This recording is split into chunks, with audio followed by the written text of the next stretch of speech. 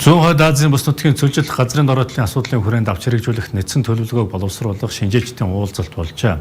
За ийм төлөвлөгөөг боловсруулж батлуулснаар эх оноос хэрэгжүүлэх боломж бүрдэх юм а.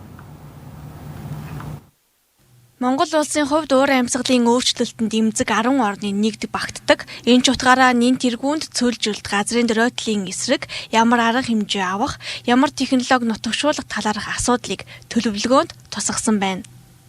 Өөрсдийнхөө улс орны нөхцөл байдал дээр бас тулгуурлаж энэ бүс нутгийн төлөвлөгөө гаргах эргээгээд одоо ач холбогдол нь бол нэгдсэн үндэсний түвшинд бол нэгдсэн үндэсний байгууллагын түвшинд бол хэрэгжих учраас хамтран ажиллах за эргээгээд яг нь илүү одоо сайн одоо технологи нутагшуулах талаас ч гэсэндээ бид нарт бас юм дэмжлэг боломж олцоо харах байхаа гэж ингэж найдаад өнөөдрийн одоо арга хэмжээнүүдийг ингэ зохион байгуулад ажиллаж байна. Уулзалтын үеэр зүүн Азийн бүс нутгийн хэмжээнд цөлжилт газрын дороотлын хүрээнд тулгамдж буй асуудал сорилт бэрхшээл сайн туршлагуудаа харилцан солилцлоо.